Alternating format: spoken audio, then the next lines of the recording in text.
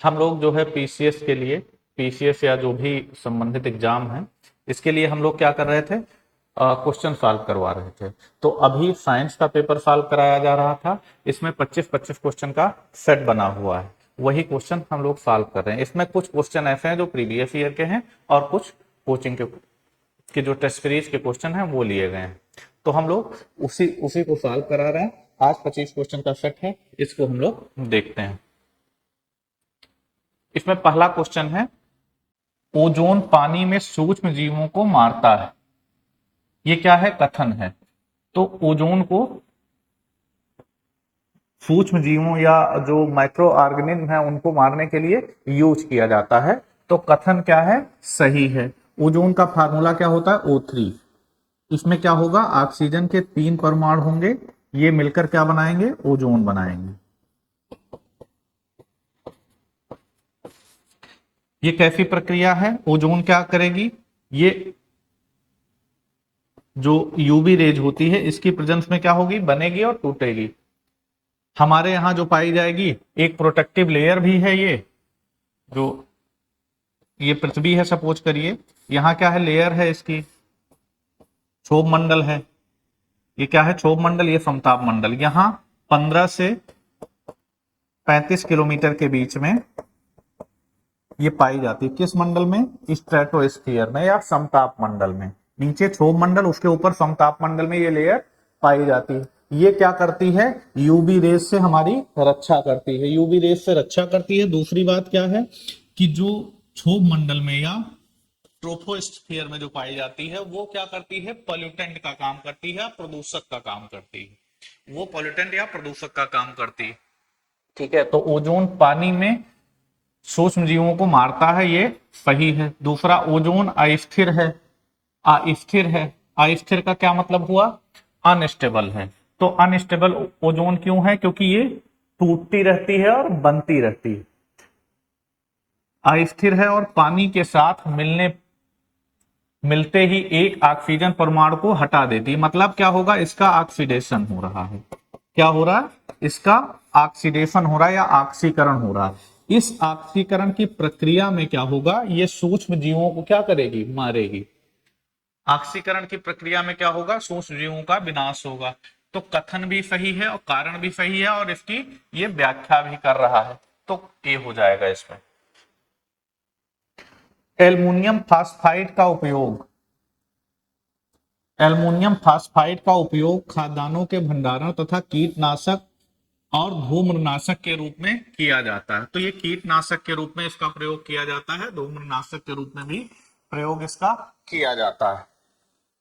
तो aluminium phosphide का उपयोग खाद्यान्नों में भंडारण में कीटनाशक और धूम्रनाशक के रूप में किया जाता है। ये क्या है, स्टेटमेंट सही है। दूसरा, सोडियम क्लोरेट एक क्या है, शाकनाशी है या हर्बिसाइड है। इसमें ये होता क्या है, फसलों में हर्बिसाइड्स को यूज किया जाता है ताकि जो फसलों के अतिरिक्त जो घासें हैं वो क्या हो, वो डाई कर जाए या उनकी मृत्यु हो जाए।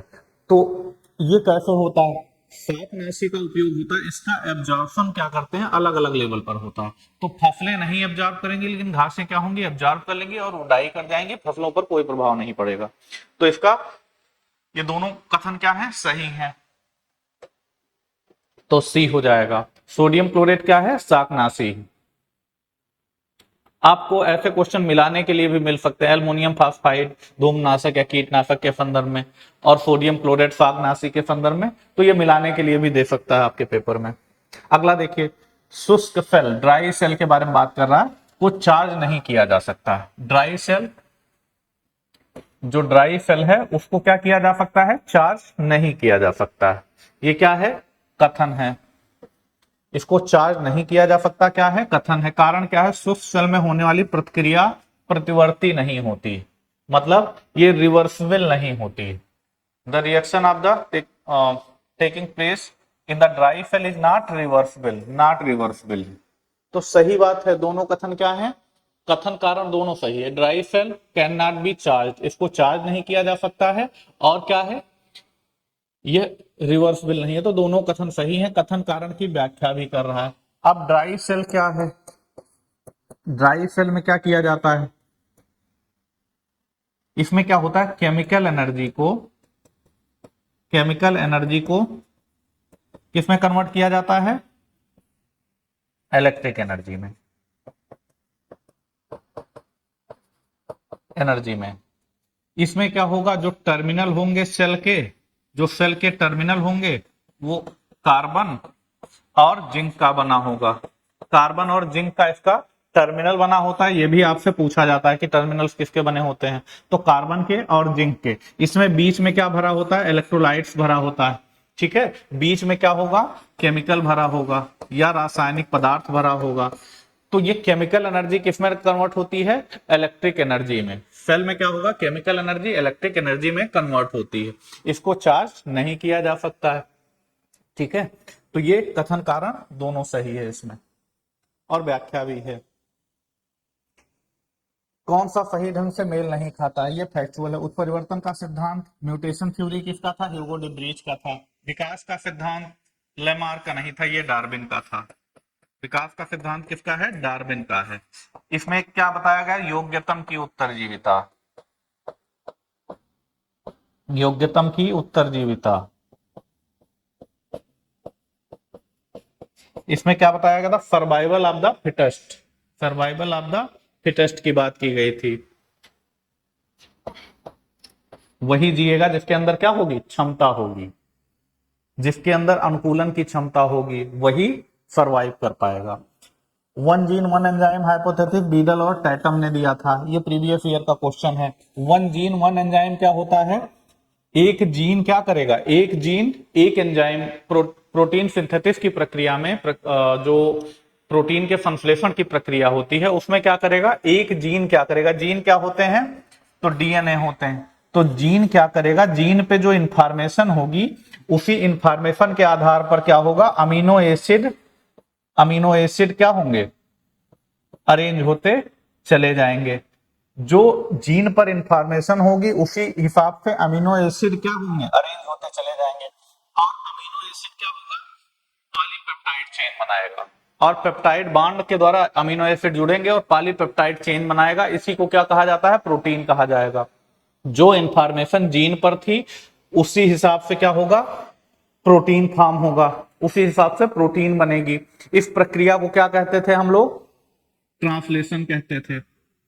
ठीक है, ट्रांसलेशन और ट्रांसक्रिप्शन कहते हैं, दो टर्म आते हैं इसमें। तो जीन से क्या बन रहा है? Amino acid. अमीनो एसिड क्या है? एक तरह का प्रोटीन है। सॉरी, अमीनो एसिड की कई यूनिट्स मिलके क्या बनाएंगी? प्रोटीन बनाएंगी। तो पॉली अमीनो एसिड की पॉलीपेप्टाइड चेन मिलेगी तो प्रोटीन बनेगा। और हमने पढ़ रखा है कि प्रोटीन और एंजाइम्स क्या होते हैं? तो प्रोटीन होंगे। तो एक जीन एक एंजाइम, प्रोटीन भी लिख दो इसको। एक जीन एक एंजाइम मतलब जो एंजाइम होते हैं वो किसके बने होंगे? प्रोटीन के। तो ये जो बीडल और टैटम ने ये परिकल्पना दी थी, बीडल और टैटम ने ये परिकल्पना दी थी। ऑपेरन कॉन्सेप्ट क्या है? ये जैकब और मोनड ने दी थी। ये किससे संबंधित है? ये भी इसी से संबंधित है। ठीक है, प्रोटीन सिंथेसिस के इनिशिएशन से ये भी संबंधित है कि प्रोटीन सिंथेसिस कैसे होता है। ओपेरन कॉन्सेप्ट, उस पर उन्होंने बताया कि साइट्स होती हैं, डीएनए से एमआरएनए बनता है, उस पर कई सारी साइट्स होती हैं, फिर प्रक्रिया कैसे होती है उन्हीं से संबंधित है। तो ये फैक्चुअल है, थोड़ा सा कॉन्सेप्ट है इसमें। तो कौन सा सही हो जाएगा इसमें? नहीं, सुमेलित है ये क्योंकि विकास का सिद्धांत किसका है? डार्विन का। कुछ बैक्टीरिया प्रकाश संश्लेषण कर सकते हैं। इन बैक्टीरिया में क्लोरोप्लास्ट पाए जाते हैं। तो कुछ बैक्टीरिया फोटोसिंथेसिस करते हैं, सही है। इन बैक्टीरिया में क्लोरोप्लास्ट पाए जाते हैं, ये सही नहीं है। बैक्टीरिया प्रकाश फोटोसिंथेसिस तो करेंगे लेकिन इसमें क्लोरोप्लास्ट नहीं पाया जाएगा। क्लोरोप्लास्ट कहां पाया जाएगा? हायर प्लांट में पाया जाएगा। क्लोरोप्लास्ट हायर प्लांट में पाया जाता है। क्लोरोप्लास्ट क्या है? फोटोसिंथेटिक ऑपरेटस है। ये सेल में पाया जाता है। प्लांट सेल में क्या पाया जाता है? क्लोरोप्लास्ट पाया जाता है। क्लोरोप्लास्ट में क्या पार्ट होता है? स्ट्रोमा और ग्रेना, दो पार्ट होते हैं क्लोरोप्लास्ट में, स्ट्रोमा और ग्रेना। इसकी खास बात क्या होती है कि ये सपोज करो क्लोरोप्लास्ट है तो इसमें इसका अपना डीएनए होगा। ठीक है, डीएनए होगा और राइबोसोम होगा। राइबोसोम को क्या कहा जाता है? साइट ऑफ प्रोटीन सिंथेसिस कहा जाता है, साइट ऑफ प्रोटीन सिंथेसिस। तो राइबोसोम है, डीएनए है, तो ये क्या करेगा? अपनी प्रोटीन खुद ही बनाएगा। ठीक है, इसमें जो राइबोसोम होगा वो 70S टाइप होगा। राइबोसोम दो तरह का होता है, मुख्य रूप से दो तरह का होता है, तो एक 70S टाइप, एक 80S टाइप।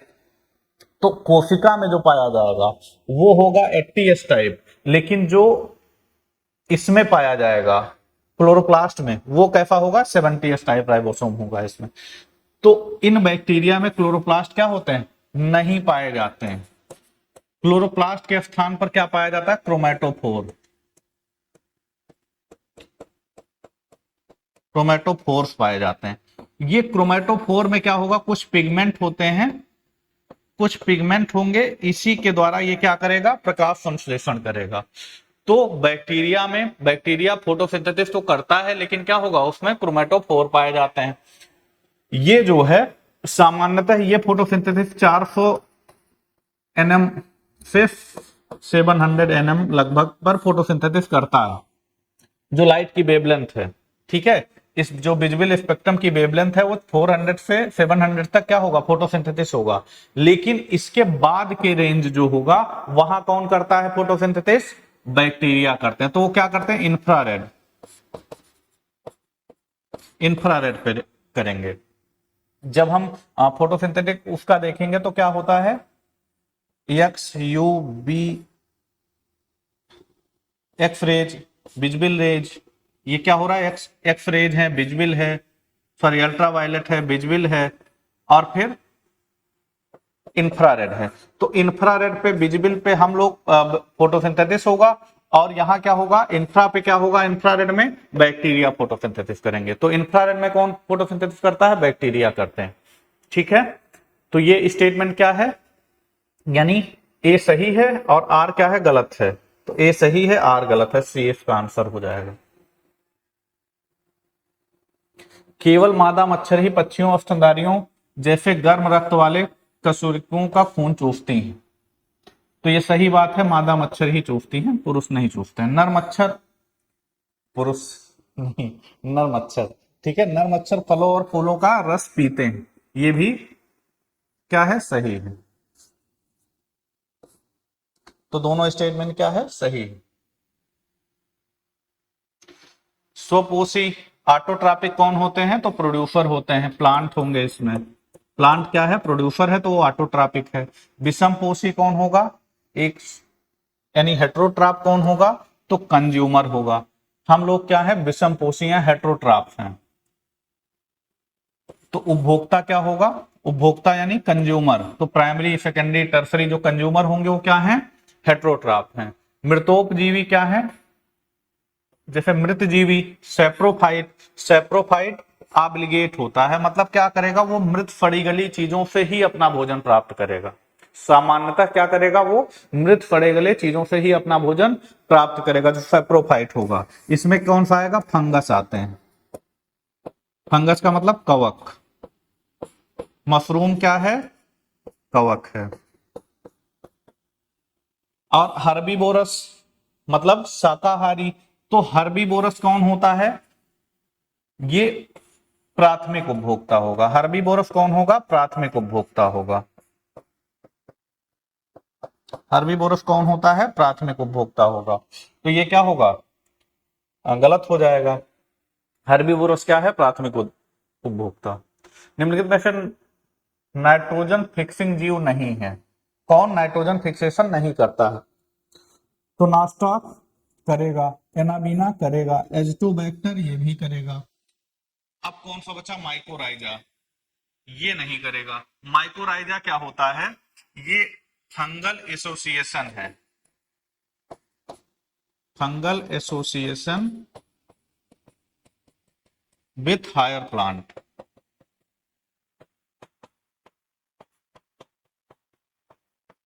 यहां क्या हो रहा है, फंगस क्या करेंगे, जो हायर प्लांट होते हैं, जैसे सपोज करो टमाटर का पौधा है या बैगन का पौधा है, तो उनकी जड़ों में क्या करेंगे, उनकी जड़ों में ये पाए जाएंगे। ठीक है, अब जड़ों में ये क्या कर रहे हैं, कौन पाया जा रहा है, फंगस या कवक। इसको हिंदी में कवक मूल कहा जाता है, कवक मूल भी कहा जाता है। इसमें क्या होगा, जड़ों में पाए जाएंगे, और कवक जो होता है उसका क्या काम होता है, एब्जॉर्प्शन करना। उसका क्या काम है? अवशोषण करना। किसका अवशोषण करता है? न्यूट्रिएंट्स का, पोषक पदार्थों का, और पोषक पदार्थों का, जल का, इन सब का अवशोषण करके क्या करता है? प्लांट को प्रोवाइड करता है, जिससे प्लांट में ग्रोथ तेजी से बढ़ जाती है, जिससे प्लांट की उत्पादकता क्या होती है? बढ़ जाती है। प्लांट की उत्पादकता बढ़ जाएगी और ये प्लांट उसको क्या प्रोवाइड करेगा? अपने बॉडी में रहने के लिए प्लेस प्रोवाइड करेगा। फिर फोटोसिंथेसिस की प्रक्रिया द्वारा भोजन बनाएगा। वो भोजन ये किसको प्रोवाइड कराएगा? इन फंगस को प्रोवाइड कराएगा जो इसकी बॉडी में रह रहे हैं। तो ये क्या है? सिम्बियोटिक रिलेशनशिप है, दोनों एक दूसरे को लाभ पहुंचा रहे हैं। लेकिन यहां नाइट्रोजन फिक्सेशन नहीं हो रहा है। यहां पे क्या है? नाइट्रोजन फिक्सेशन नहीं हो रहा है, राइट। सिम्बियोटिक एसोसिएशन है, सहजीवी संबंध है, लेकिन नाइट्रोजन फिक्सेशन नहीं हो रहा। ये क्या कर रहा है? एब्जॉर्प्शन का काम कर रहा है, अवशोषण का काम कर रहा है, और प्लांट को प्रोवाइड कर रहा है। तो प्लांट की ग्रोथ बढ़ जाएगी। हो सकता है उत्पादन पहले टमाटर का 1 किलो होता रहा हो एक प्लांट में, अब 2 किलो बढ़ के हो जाए। उत्पादकता क्या होती है? बढ़ जाती है। इसलिए अब इसका उर्वरकों के रूप में भी प्रयोग किया जा रहा है। तो माइकोराइजा हो जाएगा। मानव खोपड़ी में 28 हड्डियां होती, ठीक है, टोटल 28 बोन। ये क्या है? सही है। मानव शरीर में पसलियों की संख्या 12 जोड़ी होती है, 14 नहीं होगा तो ये गलत हो गया। मानव शरीर में पैर की हड्डी ठोस होती है, ठोस नहीं होती, खोखली होती है। तो केवल एक सही हो जाएगा इसमें। कौन सा सुमेलित है? ब्रेस्ट बोन स्टर्नम कहते हैं, कॉलर बोन क्लेविकल है, घुटने की पटेला है, कंधे की हड्डी स्कैपुला है। तो ये क्या है? सभी सही है, इसमें सभी सुमेलित है, सही है। दुर्लभ रोग दिवस, करंट के क्वेश्चन है ये। दुर्लभ रोग दिवस का विषय क्या था? तो विषय क्या था? शेयर योर कलर्स, अपने रंग साझा करें। ये एक तरह से अवेयरनेस प्रोग्राम है। ये क्या है? अवेयरनेस प्रोग्राम है इस दिवस को मनाए जाने का। विक्रमादित्य वैदिक घड़ी किस शहर में लगाई गई? तो कहां लगाई गई? उज्जैन में। मोदी जी इसके इनॉग्रेशन में थे। निम्नलिखित किन दो देशों के विकास के लिए निवेश सुविधा समझौते को अपनाने का औपचारिक रूप से विरोध किसने किया है? क्या है? Investment facilitation for development agreement का विरोध किसने किया है? औपचारिक रूप से विरोध किसने किया है? भारत ने, और दक्षिण अफ्रीका ने इसका विरोध किया है। चीन तथा उसके सहयोगी देशों ने इसको बाध्यकारी बनाए जाने का की सिफारिश की है। चीन और उसके तो सहयोगी देशों ने क्या कहा है कि इसको बाध्यकारी बना दिया जाए। इसकी बैठक कहां हुई है? अबू धाबी में। और यह बैठक कैसी थी? मंत्री स्तरीय बैठक थी, ठीक है। हाल ही में किस मंत्रालय ने वैश्विक भलाई के लिए गठबंधन लैंगिक समानता और समता एवं समानता की शुरुआत की? तो किसने की है? महिला एवं बाल विकास मंत्रालय ने, ठीक है। Alliance for global good gender equity and equality. तो कौन सा मंत्रालय है? महिला एवं बाल विकास मंत्रालय। हाल ही में सेवा में आया भारतीय नौसेना का बेस INS जटायु किस क्षेत्र में स्थित है? तो कहां है? लक्षद्वीप में है। ये क्या है? मुख्य भाग से क्या करना है? संपर्क को बनाए रखना इसका काम है, और जो पायरेसी होती है या डकैती होती है उसको रोकना इसका लक्ष्य है। उसको रोकने के लिए और मुख्य भूमि से जुड़ाव को बढ़ाने के लिए INS जटायु लॉन्च किया गया। कहां से? लक्षद्वीप। कौन सा देश अपने संविधान में गर्भपात के लिए अधिकार को शामिल करने वाला पहला देश बन गया? तो इसमें कौन सा है? फ्रांस है।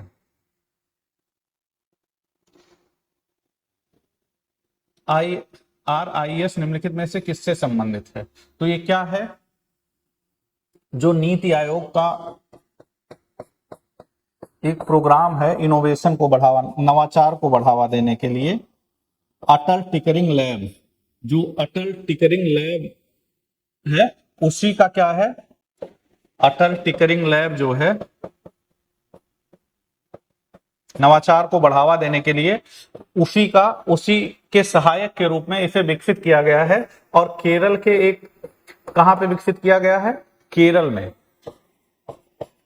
केरल के एक स्कूल में विकसित किया गया है। ठीक है, तो क्या है ये? भारत का पहला जनरेटिव आर्टिफिशियल इंटेलिजेंस शिक्षक है, India first generative artificial intelligence teacher. कहां पे? केरल में। केंद्र सरकार ने आदिवासी गांवों को इंटरनेट सेवाओं से जोड़ने के लिए किस संगठन के साथ साझेदारी की? इंटरनेट से जोड़ने के लिए किसको? आदिवासी गांवों को। तो किससे है? इसरो से है। ठीक है, इसरो इसका आंसर है। इसमें क्या है? मध्य प्रदेश है, महाराष्ट्र है, उड़ीसा है और झारखंड। झारखंड है। इसके 80 गांव, कितने गांव? 80 गांवों को इंटरनेट से जोड़ने की सुविधा प्रोवाइड की जाएगी। इसमें टेली मेडिसिन, टेली एजुकेशन जैसी सेवाओं को प्रदान करने किया जाएगा इसमें। तो केंद्र सरकार ने आदिवासी गांवों को जोड़ने, इंटरनेट सेवाओं से जोड़ने के लिए किसके साथ समझौता किया? इसरो से। और किसमें?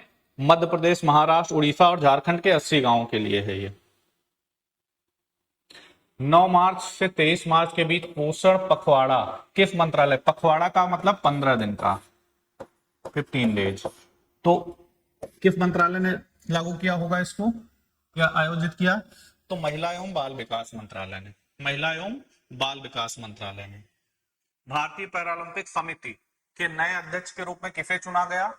तो देवेंद्र झाझरिया। ये जेवलिन थ्रोअर हैं, यानी भाला फेंकते हैं। और इन्होंने क्या किया है? जो पैरालंपिक गेम्स होते हैं उसमें इन्होंने 2 बार स्वर्ण पदक जीता है। इन्हें क्या किया गया है? भारतीय पैरालंपिक समिति के नए अध्यक्ष के रूप में नामित किया गया। हाल ही में भारत के पहले फ्यूचर लैब्स सेंटर का उद्घाटन कहां किया गया? फ्यूचर लैब्स सेंटर का उद्घाटन कहां किया गया है? तो सीडैक तिरुवनंतपुरम में, सीडैक तिरुवनंतपुरम में। किस विश्वविद्यालय ने हाल ही में राष्ट्रपति मुर्मू को डॉक्टर ऑफ सिविल लॉ की मानद उपाधि प्रदान की? तो किसने? मॉरिशस विश्वविद्यालय ने। ये सब फैक्चुअल क्वेश्चन है। मॉरिशस विश्वविद्यालय ने। हाल ही में चर्चा रहा पीएम सूरज पोर्टल किस मंत्रालय द्वारा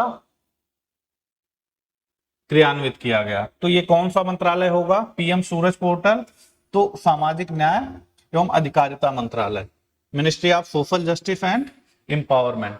तो पीएम सूरज पोर्टल क्या है? इसमें क्या किया जाएगा? यह कहीं एम्प्लॉयमेंट